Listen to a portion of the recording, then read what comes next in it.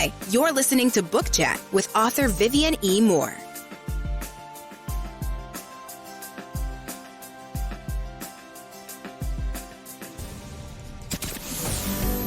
Welcome, everybody, to this week's episode. We really appreciate you joining us. This podcast really shows us how we can all learn, live, and thrive off of each other.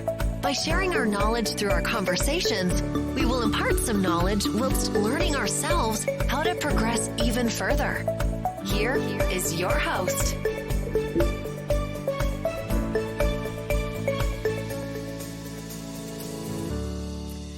Hello and welcome to Book Chat. I am your host, Dr. Vivian E. Moore. Hope everyone had a great week and I hope you're having an even better weekend. I missed being with you guys last weekend, just a little bit under the weather, still a little bit under the weather, but I'm better than I was last week. So having said that, let's get straight to today's show.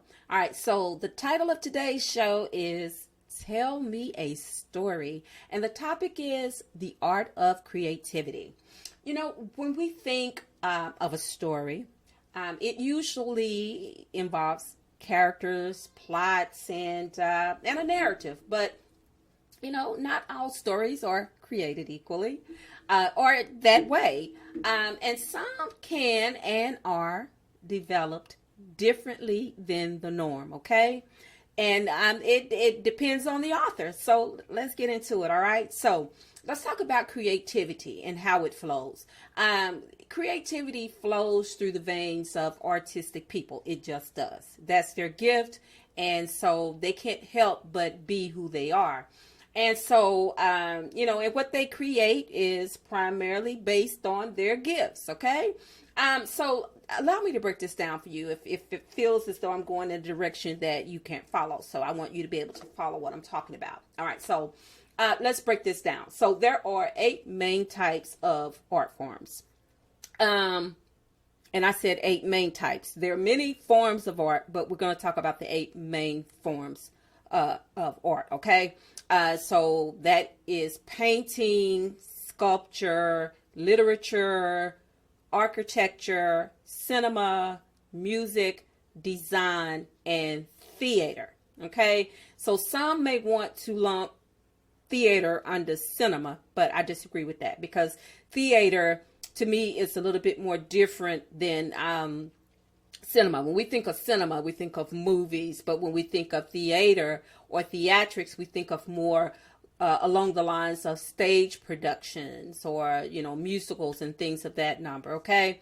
All right. So based on which category the author falls under, that will depict which art they will create. Okay. So is that simple enough for you? All right. So anyway, but no matter the title, they all tell a uniquely designed story based on the presentation. So we all know how important that presentation is. Okay.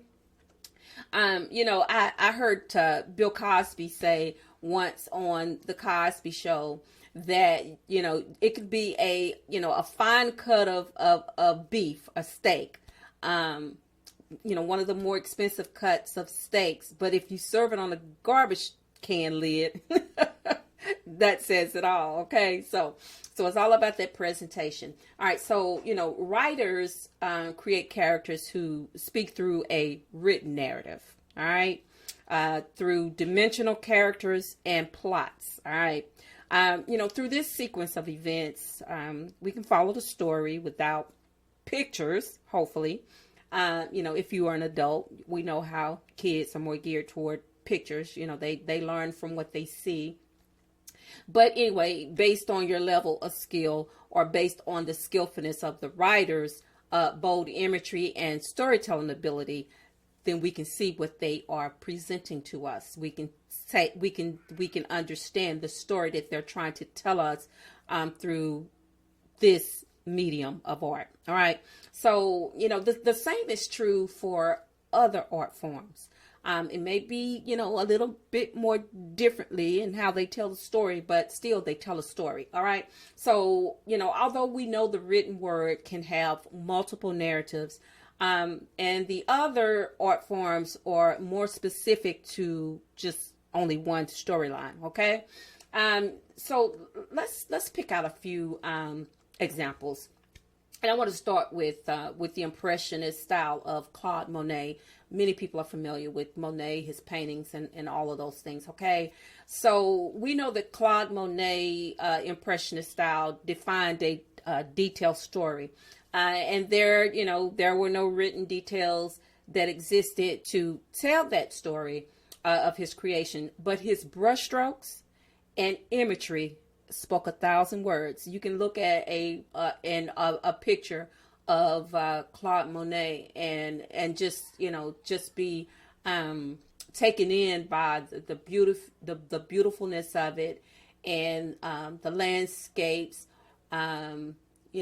just a field of flowers, and you can imagine yourself there. That's telling a story, and that's how effective storytelling can be. Without written words. All right. And so now let's touch on another one, dancers, specifically ballet. They tell a story through the movements of their bodies. We know how fluent, ballet dancers are, and how skillful the jumps, the leaps, the turns, the plies, and all of those things that's involved with ballet. And we know that falls under the heading of theater. And again, no words are written or spoken, but they tell a story through expression, action, and the dancer's emotions. We look at those dancers and we see how they move their arms, how they move their bodies, and things of that nature. The direction of their heads, their chins, and all of those things. They tell a unique story, and they're telling a story of that dance. They're telling a story of, Swan Lake. We've seen that one before, or either the Nutcracker. We see all of these things that the dancers can do that can tell a story without uttering one word. All right, so let's move on to another one, music. We know that music is one of the most soothing and creative forms of expression. It has the power to involve you deeply and emotionally and spiritually in some cases.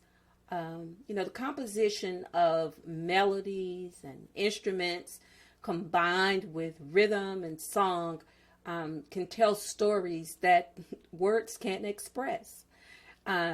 If you've ever listened to an instrumental, whether it was jazz or what's the word I'm looking for, or symphony, or just listening to the melodies and the notes, the piano and the wind instruments, all of those things, listening to that. They tell a unique story, that the songs have titles, and through those musical notes, or sometimes through a singer's voice, they tell a story, that you can see the words, just come across not necessarily the screen, but come across your mind as they're singing those words or playing those notes. They touch you in a way that, that sometimes words can't do. And, and some hold music as the highest form of art, based on this poignancy and effectiveness of emotional expression. I listened to this symphonic piece one time. I used to listen to symphony music all the time. And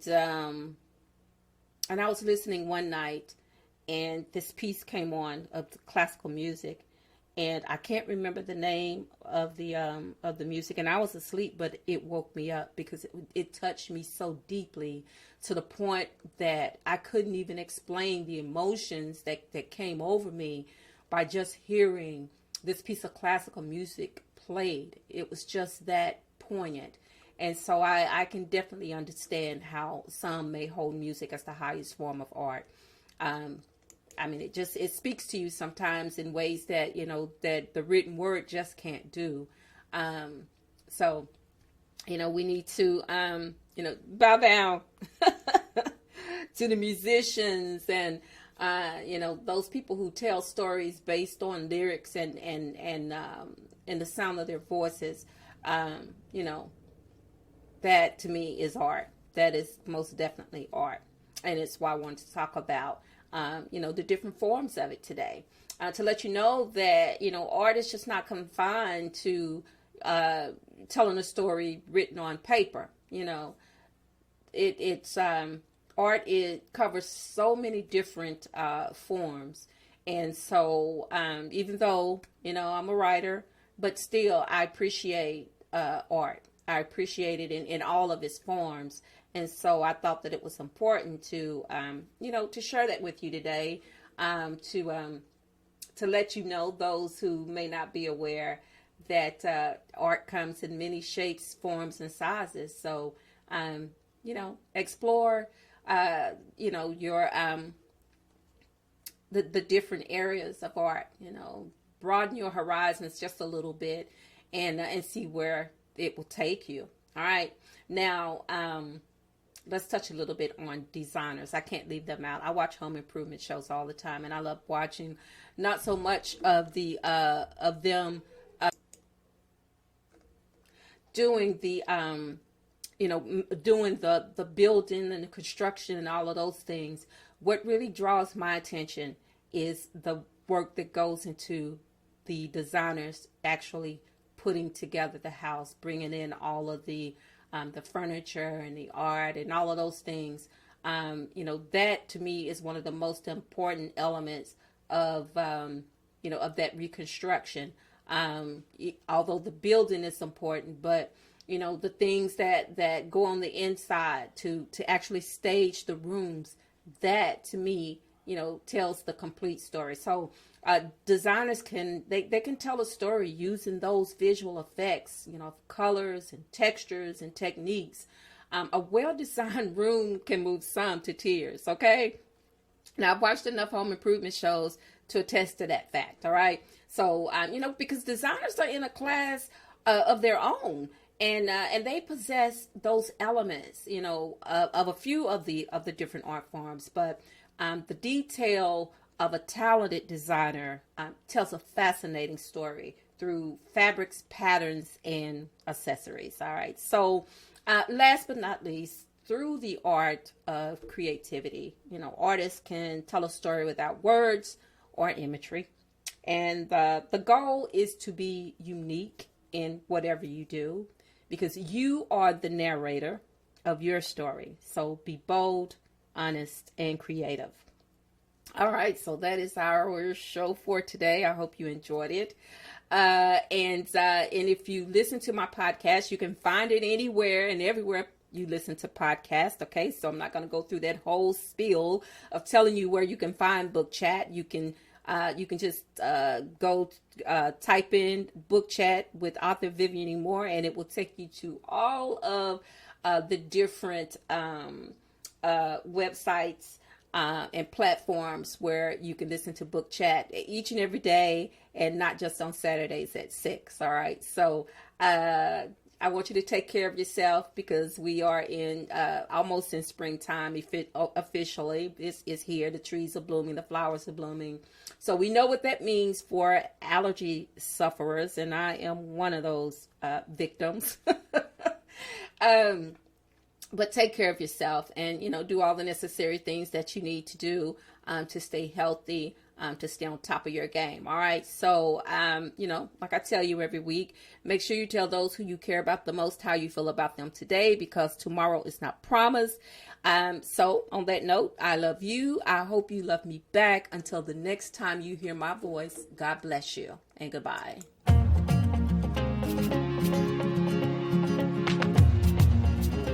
Loved what you've heard on this week's episode? Well, the answer is simple. It would mean the world to us if you could head over to iTunes and leave us a 5-star review and feedback. Spreading the word really is the best way to grow our podcast and achieve even greater things. Thank you.